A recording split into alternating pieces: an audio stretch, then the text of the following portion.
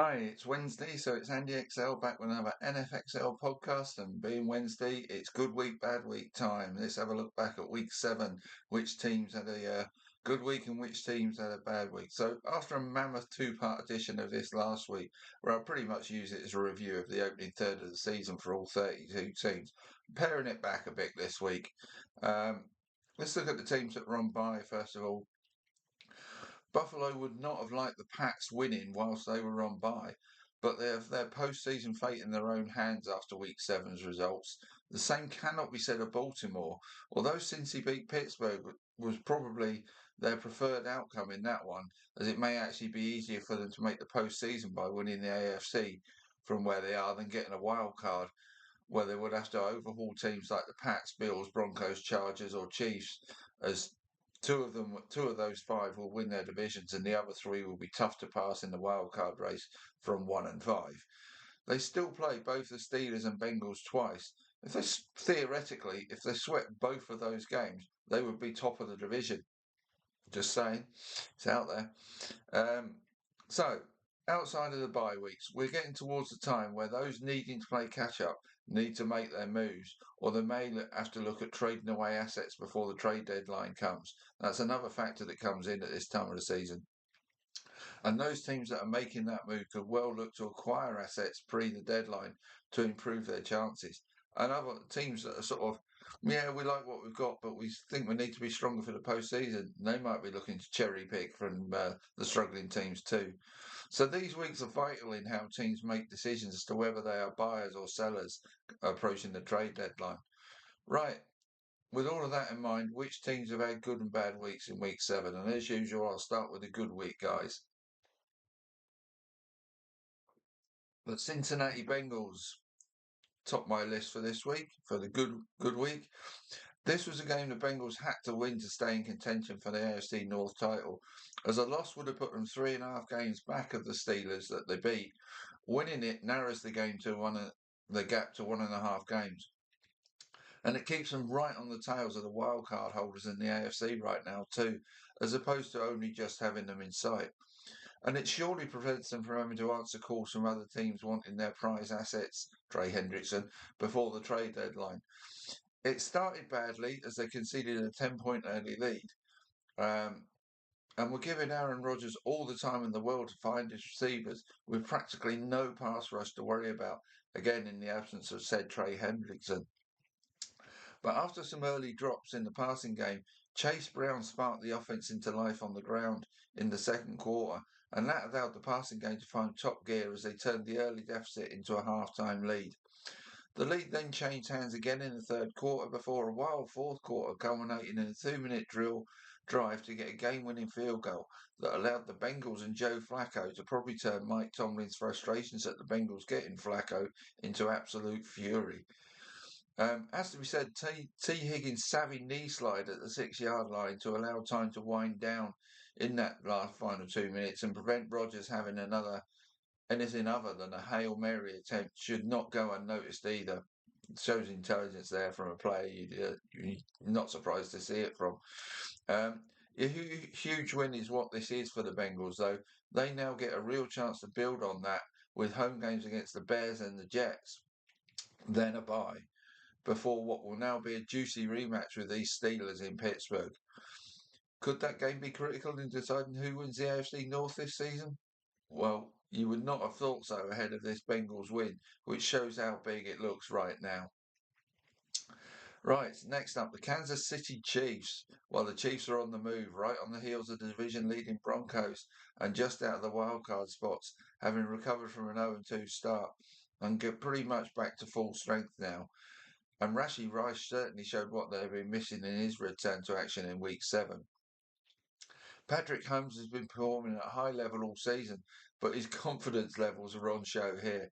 Cheeky no-look passes and kidology to convince the other team who are faking going for it on fourth down and then doing just that show that he and the Chiefs are back as one of the teams everybody has to fear this season. Sorry about chuckling there. It was hilarious seeing him do that. Infuriating to the opponents and those that were wishing the Chiefs well, but funny to everybody else.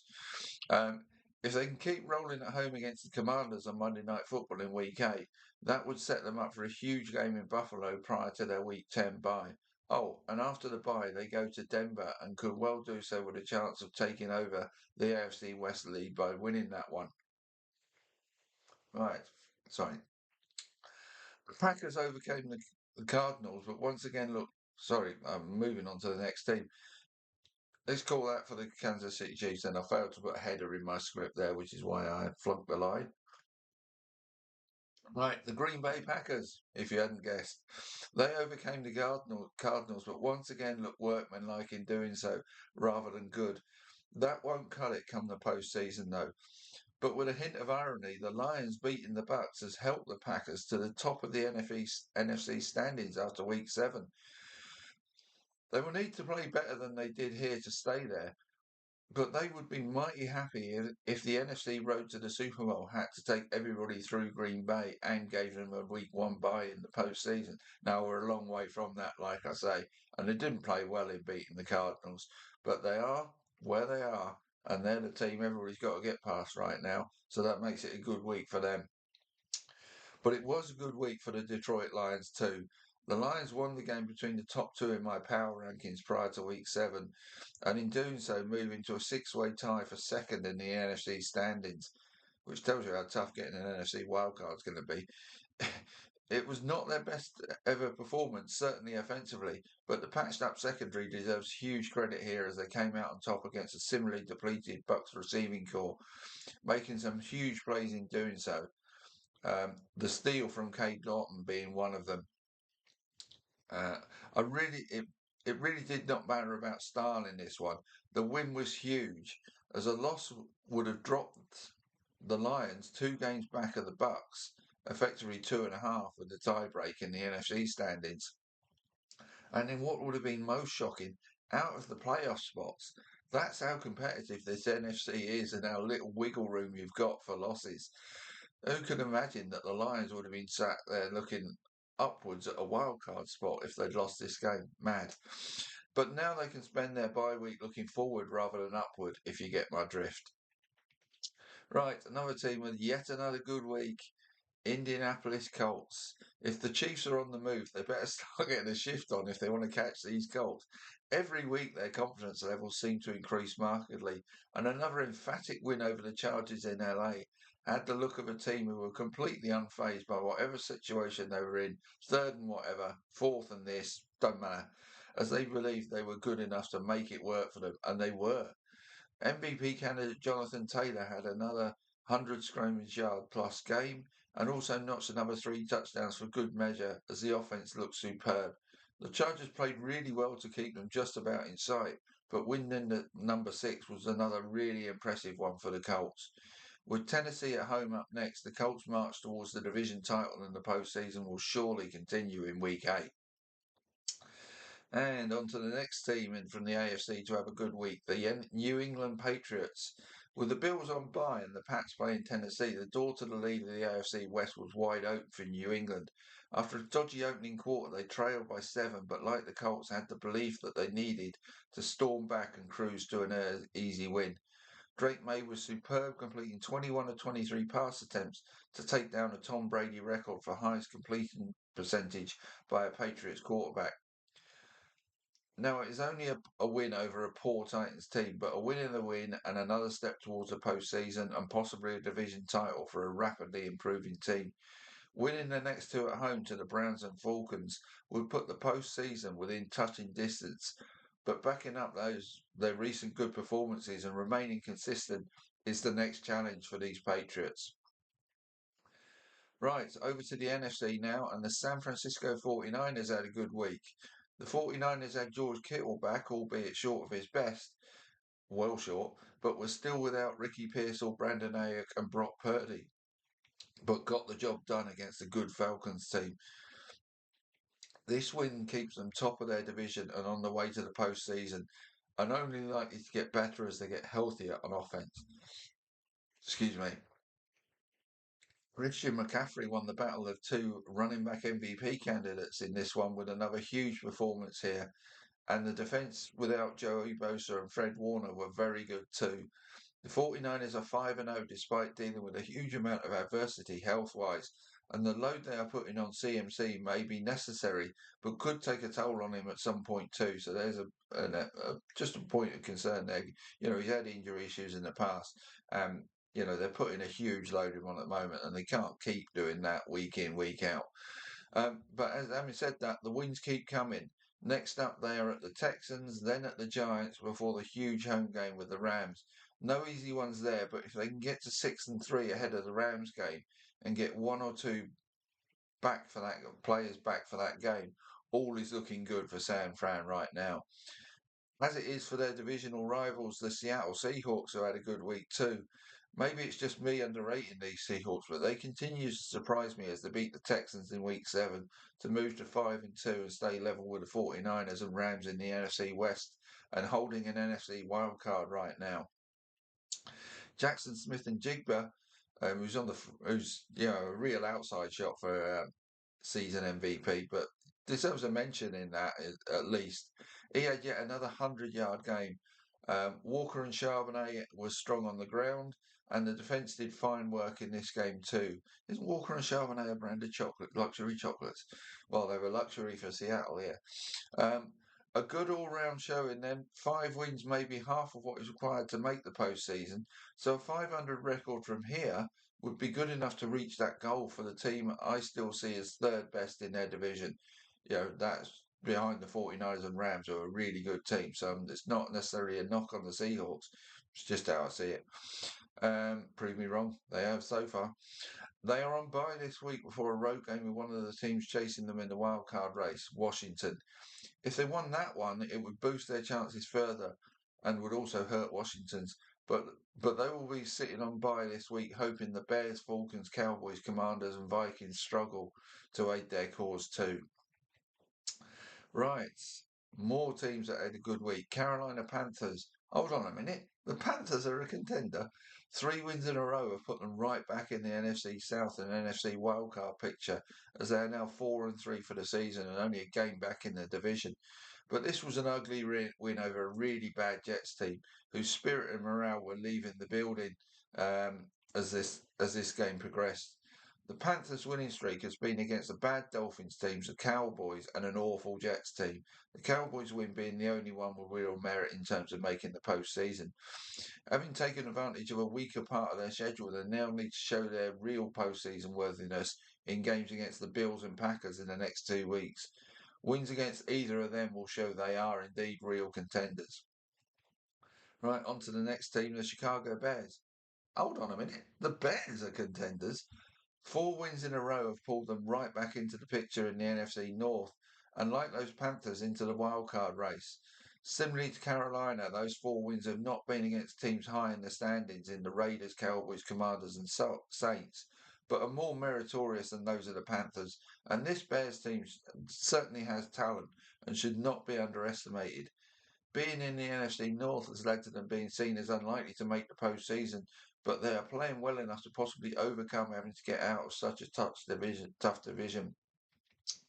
They have 2 road games against AFC North teams in need of wins in the Ravens and Bengals in the next 2 weeks. And like the Panthers, if the Bears could win either of those, would further add to their postseason qualification credentials. Right, I'm going to briefly whip through the other Week 7 winners. Philly outplayed the Vikings for large parts of this game, but they will still have to produce. But they still have the quality to produce flashes that are enough to win games. Jalen Hurts is probably having his best season of his career, and they are right as a pure quarterback, that is, and they are right on course for the postseason. The Rams emphatically beat the Jags in London on the back of 5 touchdowns from Matt Stafford. No Nakua, no problem, as the Rams stay in a share of the NFC West lead and on the way to the postseason, where they can beat anybody on their day. Dallas took advantage of a depleted Commanders' offense to look something better than awful on defense. With CD Lamb back, their offense continues to look awesome, though. You know the old saying, though, defense wins championships, so I think we all know how this is going to end. Denver got the job done against the Giants by the skin of their teeth, but lack of consistency in their offense, especially Bo Nix at quarterback, remains a huge concern, particularly now the Chiefs look back to their best. The Browns beat the Dolphins, probably not going to make any difference in terms of postseason qualification, though, but is a measure of one team turning in the right direction and the other heading down to the depths. Now, I'm going to be tight for time here, so I'm kicking on straight into the bad week. Houston Texans. When you've dug yourselves a hole, you need to keep climbing to get out of it. But the Texans lost their footing by losing to the Seahawks in Week 7. That sees them slip down the slippery slope in the AFC South and in the wildcard race. The hole has become a chasm in terms of catching the Colts in their division, and they now lie 10th and a game and a half out of the wildcard spots. So that objective is still in reach, but they need to get climbing again quickly as they now have a 3-game homestand against the 49ers, Broncos and Jags. The last 2 of those being against teams they are chasing in that wildcard race. Maybe must-win games for them now, and they certainly need to win 2 of their next 3 to stop sliding further down that hole. The Pittsburgh Steelers, in terms of significance standing-wise, pretty much reverse everything I said about the Bengals earlier. The Steelers had a great chance to put the Bengals away here and held a nice early lead and led again throughout the game, only for the vaunted defence to capitulate to the Flacco-inspired Bengals. They have been going through the softer part of their schedule recently, but before they meet the Bengals again at home, they face the Packers, Colts, and Chargers, whilst the Bengals have 2 winnable home games. So it's not impossible that by the time that Week 11 rematch comes around, that the Bengals may have caught the Steelers at the top of the AFC North. So now the Steelers need to show they can bounce back and win 2 of the next 3 to keep their hold on the NFC North intact. It was a bad week for the Washington Commanders. In what could be a pivotal game for both teams, the Commanders' loss to the Cowboys drops them to 3rd in the NFC East and towards the back of the pack in the NFC wildcard race. And with the Eagles winning this week, it was certainly a bad week result-wise for the Commanders. Already without Terry McLaurin and Deebo Samuel and trading in this game, they have also seen Jaden Daniels go down with a hamstring injury that could well see him miss time, maybe next week. But the prognosis is looking more positive on that recently. So a bad week could turn into a really bad one, depending on that prognosis regarding Daniels and any return to action for McLaurin and Samuel. Playing catch up without one or more of those is going to be tough for the Commanders, especially as they face the Chiefs, Seahawks, and Lions in the next 3 weeks. Unless they somehow manage to win 2 or more of those games, they will be 4-6 at best after Week 10, and probably needing to go 6-1 from that point to make the postseason. Quick drink, then on we go. It was a bad week for the Jacksonville Jaguars. The win over the Chiefs seems a distant memory now for the Jags and certainly seems to have been a false horizon. They and Trevor Lawrence have regressed back to a team that gets in its own way and makes fundamental mistakes far too often. Lawrence misses open receivers both in terms of not seeing them and making inaccurate throws far too often. He is beginning to join my club of quarterbacks that franchises are tied to but are not worthy of such status, alongside the likes of Kyler Murray, Tua Tagovailoa and Geno Smith. But he is far from alone in being responsible for the Jags' loss this week and their losing ground since the Chiefs' win. Multiple drops from receivers, notably their wide receiver one, Brian Thomas, and way too many penalties are making life difficult for the Jags, and unless they stop making these basic errors, their slide will continue. And the Raiders in Week 9 looks a must-have now for the Jags ahead of games against the Texans and Chargers that will have big wild card implications resting on them. And speaking of the Chargers, they had a bad week. The loss to the Colts at home in Week 7 has seen them lose a share of the AFC West lead and fall back level record-wise with the Chiefs too. It also drops them to 6th in the AFC standings. It is purely a result that makes it a bad week for them, though. Yes, they were the latest that has come to a Colts offense that seems unstoppable right now and conceded over 400 yards and 38 points to Indianapolis. But the offense, especially Justin Herbert and the receiving corps, still played really well. They're being hindered by having lost their 2 running backs and having a banged up and patched up O-line. But if they can get the O-line back into some sort of shape and get Hampton back for the second half of the regular season, the Chargers are still in decent shape in terms of making the postseason. They and the Vikings meet in week 9. Both those teams have the talent to make the postseason, but need wins to stop their respective slides down the standing. After that, the Chargers go to Tennessee, which is one they will certainly need if they are to stay in the divisional race and a wildcard spot. And linking up again, the Minnesota Vikings. They had a bad week. Well, their week 7 loss and the rise of the Bears has dropped them to the bottom of the uber tough NFC North and to the back of the NFC wildcard pack too. Again, the loss to Philly in itself is not a terrible result, but where it leaves them make it a bad week for the Vikes. Excuse me again. And with road games against the Chargers and Lions upcoming ahead of a home game with what could be a resurgent Ravens team by then, this part of the season is going to be huge if the Vikings are going to stay in both the division and wildcard races. Right, moving on. Atlanta Falcons had a bad week. Losing to the 49ers is not the bad bit, weakened though they were. The bad bit is they are now half a game behind the Panthers and third in the NFC South. Apart from not being able to cope with CMC, and plenty of teams have suffered that fate, the D played well, as did Bijan Robinson on offense again. The real concern, though, is that at best the stagnation, at worst decline in quarterbacks Michael Penix's play. Could Kirk Cousins get a reprieve in Atlanta? It's a question that you have to begin to ask if Penix continues to fail to deliver at a good level. Right, it was a bad week for the Arizona Cardinals too. Another team that did not play badly in week 7 but lost. And in the Cardinals' case, losing close games has become a really bad habit.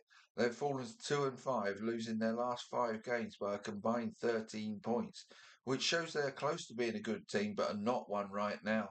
Their latest loss has dropped them 3 games behind multiple teams in their division, effectively 4 games, which is surely too much ground to make up, and also 14th in the conference standings. So it's tough sledding from here for them.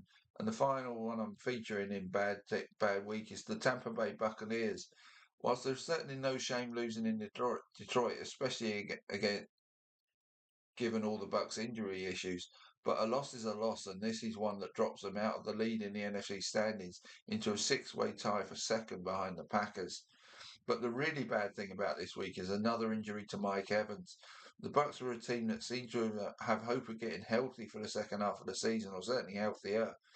Evans may be lost for at least several weeks now, which knocks them back hugely and significantly hurts their chances of top seeding in the NFC, which would have been huge for them.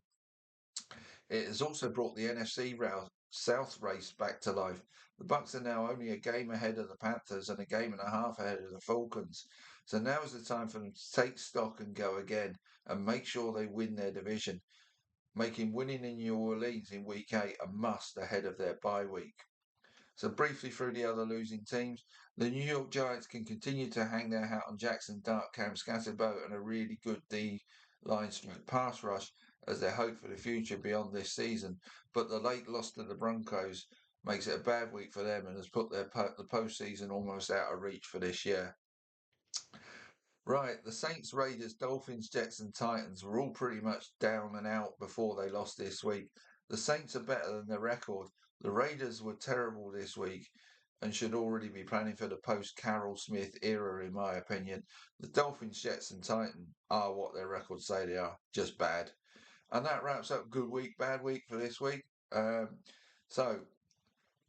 My next piece is going to be my normal weekly look at the team power rankings, MVP race, and offensive rookie of the year race. So that will come out later today. See you soon.